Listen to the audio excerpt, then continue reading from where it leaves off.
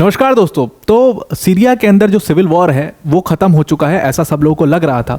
और जब मैंने सीरिया के ऊपर वीडियो बनाई थी, मैंने कहा था कि ये सिविल वॉर अभी ख़त्म नहीं हुआ है, बिकॉज अभी बहुत सारे स्टेक होल्डर्स हैं वहाँ पर जिनके पास अच्छी खासी टेरिटरी है। So there is a total geopolitical game going on in Syria. लेकिन उस समय पर मेरे कॉमेंट बॉक्स में बहुत सारे लोगों ने इस चीज़ को लगा था कि अरे कुछ भी बोलता है, ख़त्म हो चुका है सीरिया का सिविल वॉर, बशर अल असद चले गए तो उसकी सरकार गिर चुकी है, तो ख़त्म हो चुका है। लेकिन अब देखो वहाँ पर जियोपॉलिटिकल गेम एग्जैक्टली अब जा करके रियल गेम शुरू हुआ है।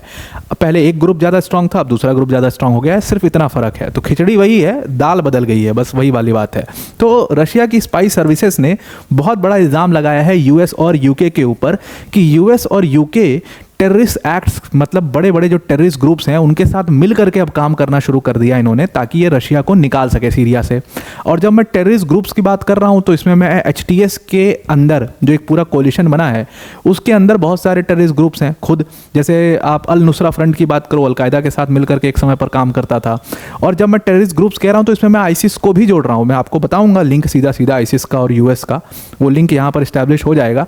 तो आईसिस के साथ भी यूएस के ऊपर ये इल्ज़ाम लगे हैं कि उनके साथ ये लोग मिलकर काम कर रहे हैं रशिया को निकालने के लिए। वीडियो में आगे जाने से पहले एक छोटी सी अनाउंसमेंट अनअकैडमी टीम की तरफ से कि अनअकैडमी सिविल सर्विसेज चैंपियनशिप एक स्कॉलरशिप टेस्ट है जिसमें जो कि 29 दिसंबर को 11 बजे सुबह और शाम के 5 बजे होगा। 1.5 से 2 लाख बच्चे इस टेस्ट में हमारे साथ जुड़ेंगे। इस टेस्ट में अगर आप हमारे साथ जुड़ते हो तो पहली चीज़ तो आपको ये पता लग पाएगा कि आपकी एग्जैक्ट प्रिपरेशन कहाँ तक पहुँची है, ऑल इंडिया रैंकिंग में आप कहाँ खड़े हो। तो दूसरी चीज़ सबसे इंपॉर्टेंट कि आप सिर्फ इस टेस्ट को अटेम्प्ट मात्र कर दोगे तो आप कुछ ना कुछ बहुत बड़ा अवार्ड इसमें जीत सकते हो, रिवॉर्ड जीत सकते हो। या तो आप लैपटॉप मैकबुक जीत सकते हो, या आईपैड जीत सकते हो, मोबाइल फ़ोन जीत सकते हो, या 90% तक की स्कॉलरशिप भी आपको इसमें मिल सकती है। डिस्क्रिप्शन में इसके लिंक है, उस पर जाकर के चेक कर लीजिएगा। फ्री ऑफ कॉस्ट इसका रजिस्ट्रेशन है। वीडियो के अंत में मैं इसके बारे में आपको डिटेल में एक्सप्लेन कर दूंगा। तो अब रशियन स्पाई सर्विसेज ने यहां पर क्या किया है कि उन्होंने यूएस और यूके के ऊपर बहुत बड़े इल्जाम लगाए हैं। उन्होंने इल्जाम लगाया कि भाई ये ब्रिटिश इंटेलिजेंस और यूएस की इंटेलिजेंस जो है मिल करके ये लोग टेररिस्ट ग्रुप्स के साथ काम कर रहे हैं और टेररिस्ट एक्ट करवाने की कोशिश कर रहे हैं, ताकि रशिया का जितना भी जो भी मिलिट्री बेस है, थोड़ी बहुत रशियन ट्रूप्स अभी भी जो सीरिया में मौजूद है, उनको देश से बाहर निकाला जा सके। अब बशर अल असद तो जब तक थे तब तक रशिया का राज था वहां पर, बशर अल असद के पास बड़ी टेरिटरी भी थी। लेकिन अब क्योंकि बशर अल असद वहाँ से जा चुके हैं तो बहुत टेरिटरी लूज़ किया है, लेकिन थोड़ी बहुत कुछ जगहों पर अभी भी रशियन ट्रूप्स का प्रेजेंस है। उसको ख़त्म करने का पूरा कोशिश यूएस का है इन टेररिस्ट ग्रुप्स के साथ मिल करके। अब जो ये आरोप है ना, इसकी जो अगर आप बैकग्राउंड देखोगे इसका, तो ये आरोप झूठ नहीं है। अगर आप यूएस और टेररिज्म का जो पूरा मेल जोल है वो देखने की कोशिश करो तो बहुत पुराना नाता है इनका। अगर आप आईसिस की शुरुआत देखो एक्चुअल में कहाँ से हुई, तो आईसिस की शुरुआत एक प्रिजन से हुई थी जो अमेरिका चला रहा था। और कहा जाता है कि ये प्रिजन से आईसिस की पूरी फॉर्मेशन हुई। और डोनाल्ड ट्रंप ने तो इस बात को कह भी दिया था, खुलेआम उन्होंने मीडिया में ये बात कह दी थी कि आईसिस का जो फाउंडर है, मैं जरकावी या बगदादी इन लोग को नहीं मानता हूँ इन टेररिस्ट ग्रुप्स का फाउंडर। इन टेररिस्ट ग्रुप्स का फाउंडर मैं मानता हूँ किसी को, तो वो बराक ओबामा को मानता हूँ।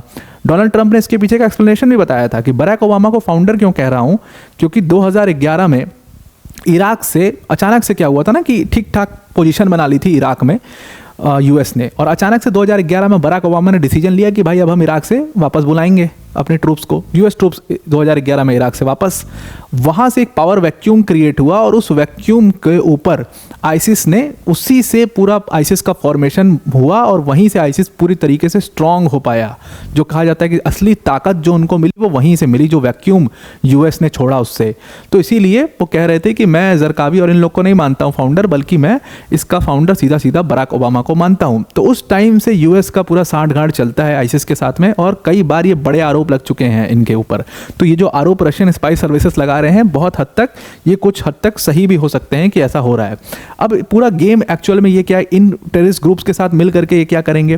तो इन्होंने रशियन ग्रुप्स ने कहा है, इस सारे टेररिस्ट ग्रुप्स में इन्होंने ब्रिटिश इंटेलिजेंस और जो अमेरिकन इंटेलिजेंस है उनको कहा है कि ये सारे टेररिस्ट ग्रुप तो एक तरफ हैं, लेकिन मेनली ये आईसिस के साथ मिल करके काम कर रहे हैं। और इनका पूरा टारगेट क्या है, इनका टारगेट है रशिया के मिलिट्री बेसिस। अब यहाँ पर आईसिस, आप सोचो इस नाम को सुन करके अभी तक हम क्या जानते थे कि जो सीरियन सिविल वॉर है उसमें एक तरफ आईसिस है और दूसरी तरफ यूएस आईसिस से लड़ रहा है, आईसिस के टारगेट्स पर बॉम्बार्डमेंट्स कर रहा है, उसमें रोज एयर स्ट्राइक करता है, पूरी तरीके से आईसिस को ख़त्म करने का प्रण लिया है इन लोगों ने। लेकिन यहाँ पर बिल्कुल उलट खबर सुनाई दे रही है। तो एक्चुअल में ये बात बहुत हद तक सही है। आईसिस जो है ना, ये क्यों रशियन स्पाई सर्विसेज ने ये इल्ज़ाम इनके ऊपर क्यों लगाया? अगर आप इसके बैकग्राउंड में जाओ तो हुआ क्या है, आईसिस के बहुत सारे टेररिस्ट जो हैं वो प्रिजन से अभी छूटे भी हैं। आप देखो कि जब बशर अल असद की सरकार गिरी तो आपने कुछ वीडियोस देखी होगी कि सीरिया के प्रिजन से प्रिजनर्स को छुड़ाया गया और उनके ऊपर बहुत अत्याचार हुए। सब ठीक है, मैं मानता हूँ ये सारी बातें ठीक हैं, बशर अल असद ने एक डिक्टेटर टाइप के लीडर थे, काफ़ी अत्याचार वहाँ पर किए होंगे। लेकिन वहाँ पर एक प्रिजन है, इसका नाम जाकर के आप सर्च करना, सिडनाया प्रिजन कहते हैं उसको। वहाँ के जज को भी गिरफ्तार किया गया और उस प्रिजन में बहुत बड़े बड़े लेवल के आईसिस के टेररिस्ट बंद थे और इन टेररिस्ट को छुड़वा दिया गया वहाँ पर। ब्रिटिशर्स और अमेरिकन्स को ये बात बहुत अच्छे से पता थी कि ये टेररिस्ट जब छूटेंगे तो ये वापस अपनी ऑर्गेनाइजेशन ज्वाइन करेंगे और ये एक्टिव होंगे। इन सब चीज़ों के बावजूद, इन सारी जानकारियों के बावजूद उन टेररिस्ट को छूटने दिया गया और अब इनकी साठगांठ उनसे बन गई है आईसिस के साथ कि भाई पहले तो यहाँ से रशियंस को बाहर निकालना है। तो दुश्मन का दुश्मन दोस्त वाली बात है और इसीलिए उन्होंने भी अमेरिकन्स के साथ हाथ मिला करके प्लान किया है रशियन फोर्सेस को बाहर निकालने का। वो कैसे कि भाई रशिया के जितने भी वो अपने मिलिट्री बेसेस हैं उनके ऊपर आप ड्रोन अटैक करो और ड्रोन अटैक में क्या होगा कि CIA और आपको MI6 पूरी तरीके से हेल्प करेंगे इन ड्रोन अटैक में। आपको सिर्फ ये अटैक कंडक्ट करने हैं बस आईसिस के बैनर के तले। अब इसमें क्या होगा, जब ये आईसिस का बैनर लगेगा तो दुनिया को पता भी नहीं लग पाएगा, दुनिया को लगेगा आईसिस पहले भी लड़ रहा था, अभी भी लड़ रहा है। और ड्रोन अटैक से फायदा ये होगा कि आपके जो लड़ाके हैं वो पकड़े भी नहीं जाएंगे, तो एक्सपोज होने का भी खतरा नहीं है। ये पूरा इनका प्लानिंग है जो इन्होंने कर दिया है।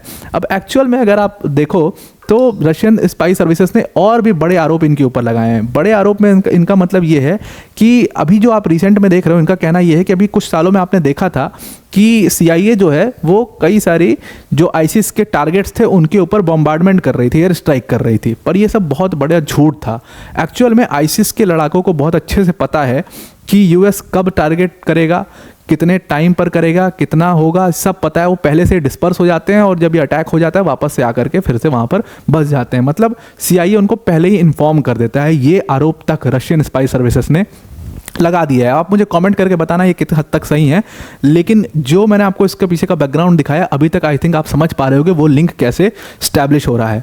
अब एक्चुअल में ये पूरा जियोपॉलिटिकल गेम चल क्या रहा है। देखो, बाइडेन की सरकार तो वैसे यहाँ पर जाने वाली है, तो इसके बारे में ज़्यादा नहीं कह सकती कि डोनाल्ड ट्रंप अगर पावर में आते हैं तो वो उनका क्या पॉलिसी होगा सीरिया को लेकर के। खैर, लेकिन यूके में अभी कियर स्टामर की सरकार बनी है, वो भी सेम गेम खेल रहे हैं। तो जियोपॉलिटिकल गेम एक्चुअल में ये चल रहा है। अभी तक क्या था, अभी तक रशिया था और रशिया के पास बड़ी टेरिटरी थी थ्रू बशर अल असद। बशर अल असद को उन्होंने सपोर्ट किया था और हाफ ऑफ दी सीरिया जो है 50% सीरिया पर बशर अल असद और रशिया और ईरान का कब्जा था। अब हुआ क्या कि बशर अल असद कमज़ोर क्यों हुए, क्योंकि रशियन ट्रूप्स वहाँ से हटाई गई और रशिया यूक्रेन के वॉर में बहुत ज़्यादा इन्वॉल्व हो गया। बाकी फ्रंट्स भी हैं उसके पास। रशिया जो है वो अफ्रीका में भी मौजूद है, तो वो थोड़ा सा वहाँ पर वीक होता है और ये वीक होने का जो उनको मौका मिला जो रिबेल फोर्सेस को, फिर उन्होंने बशर अल असद के खिलाफ पूरा एक रिबेलियन छेड़ा और उनको देश से बाहर छोड़ना पड़ा और वो जाकर के रशिया में सेटल हुए। ईरान की वैसे ही ऐसे की तैसी कर रखी है इजराइल ने। ईरान अब बहुत ज़्यादा वीक है। ईरान के जो प्रॉक्सीज हैं उनको तो ख़त्म होने की एकदम मतलब नदारत हो गए, ख़त्म होने के उनकी वो हालत आ गई है। तो जब ये पूरा ग्रुप कमज़ोर हुआ है तो इस तरफ का जो ग्रुप था जो US UK ये लोग चला रहे थे, उस ग्रुप को जाहिर सी बात है स्ट्रांग होना ही है। तो उन्होंने क्या किया यहाँ पर कि पूरी तरीके से इनको ख़त्म करने के लिए अब थोड़ी बहुत रशियन फोर्सेस वहाँ पर बची हुई हैं, तो इस रशियन फोर्सेस को अगर बाहर निकाल दिया जाए तो पूरी तरीके से सीरिया के ऊपर US का कब्जा हो जाएगा। और US का जो कब्जा होगा उससे क्या होगा कि देखो उसमें करेंगे क्या ये लोग, HTS जो है ना, जो एक पूरा कोलिशन इनका बना है, कुछ नहीं करेंगे, इसकी एक सरकार बनवा देंगे इनकी एक, और वो सरकार पूरी तरीके से अमेरिकन अम्ब्रेला के अंदर चलेगी। जैसे बशर अल असद की सरकार रशियन अम्ब्रेला के अंदर चल रही थी, वैसे ही HTS की सरकार अमेरिकन अम्ब्रेला के अंदर चलेगी। और फिर बहाना क्या होगा, बहाना ये होगा जैसे आपने बांग्लादेश में देखा हो, बांग्लादेश के एग्जांपल से इस चीज़ को समझो। बांग्लादेश में क्या होता है, जब जिसका मन करता है वो जाता है माइनॉरिटीज़ के ऊपर अटैक करता है, उनके घरों को जला देता है या मंदिरों के ऊपर अटैक कर देता है, कोई पूछने वाला नहीं है। तो ठीक वैसे ही होगा, यहाँ पर HTS की सरकार होगी, ऊपर से अमेरिकन अम्ब्रेला होगा और रेडिकल्स को पूरी यहाँ पर खुली छूट होगी। तो ये रेडिकल्स क्या करेंगे, ये अपना रेबल ग्रुप्स बनाएंगे छोटा छोटा और जा करके रशियन मिलिट्री बेसिस पर अटैक करेंगे और उसके बाद HTS कहेगा जी देखो ये रेडिकल्स तो हमारे हाथ में नहीं है, इनको हम कंट्रोल कैसे कर पाएँ, इनके पास अपनी टेरिटरी है।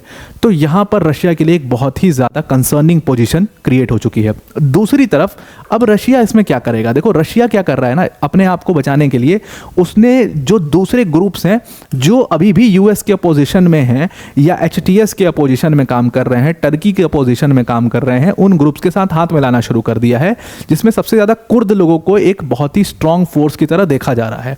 तो रशिया ने सीधा सीधा कहा है कि भाई हमने जो छोटे छोटे रेबल ग्रुप्स हैं जो आज भी अपोजिशन में, उनके साथ हाथ मिलाया और उनसे कहा है कि भाई जो हमारे मिलिट्री बेसेस हैं उनकी सिक्योरिटी में आप हमारा साथ दीजिए, जब हम स्ट्रॉन्ग पोजीशन में आएंगे तो आपको इसका फायदा मिलेगा और आपको टेरिटोरियल गेन्स भी होंगे। तो जब मैं कह रहा था कि ये सिविल वॉर ख़त्म नहीं हुआ है, अभी आपको ये लड़ाई देखने को मिलेगी, तो वो एग्जैक्टली मैं यही चीज़ कह रहा था कि ये जियोपॉलिटिकल गेम बिल्कुल भी ख़त्म नहीं होने वाला है, ये अभी लंबा समय चलेगा सीरिया के अंदर, और वो गेम आपको दिखाई दे रहा है। रशियन स्पाई सर्विसेज ने सीधे सीधे आरोप लगाए हैं, अब अमेरिकन स्पाई सर्विसेज या CIA अब आरोप लगाएगी, और ये आरोप प्रत्यारोप चलते रहेंगे और ये अटैक्स जो हैं वो भी चलते रहेंगे सीरिया में। तो आई होप आपको ये पूरा आर्टिकल समझ में आया होगा, एक प्रॉपर लिंक आप इस्टेब्लिश कर पाए होगे, कितनी किसकी बात सही है, और कमेंट करके ज़रूर बताना। अब वीडियो को एंड करने से पहले अनअकैडमी टीम की तरफ से जो अनाउंसमेंट थी वो एक बार मैं आपको एक्सप्लेन कर देता हूँ कि अनअकैडमी ने जो ये स्कॉलरशिप टेस्ट लॉन्च किया है, ये 29 दिसंबर को 11 बजे सुबह और शाम के 5 बजे। इस टेस्ट में सिर्फ आप इस टेस्ट में बैठ जाते हो, रजिस्टर करके अटेम्प्ट कर देते हो सिर्फ इस टेस्ट को, तब आप श्योर शॉट रिवॉर्ड जीत सकते हो, लैपटॉप जीत सकते हो, मोबाइल फ़ोन्स जीत सकते हो, या 90% तक की स्कॉलरशिप भी जीत सकते हो। इसके अलावा एक और बहुत बड़ी अनाउंसमेंट है अनअकैडमी की तरफ से कि अनअकैडमी ने आपको 50% का डिस्काउंट ऑलरेडी दे रखा था। अब हमने स्टूडेंट की रिक्वेस्ट पर उस 50% का डिस्काउंट को भी बढ़ा करके 55% डिस्काउंट कर दिया है। मतलब अभी ये once in a lifetime opportunity है। अभी जो अगर आप कोर्सेज खरीदते हो अनअकैडमी के, तो सिर्फ आपको 23,999 में ये कोर्सेज मिल जाएंगे। तो आई होप आपको पूरा आर्टिकल समझ में आ गया होगा। आज के लिए इतना ही। Thank you and have a nice day.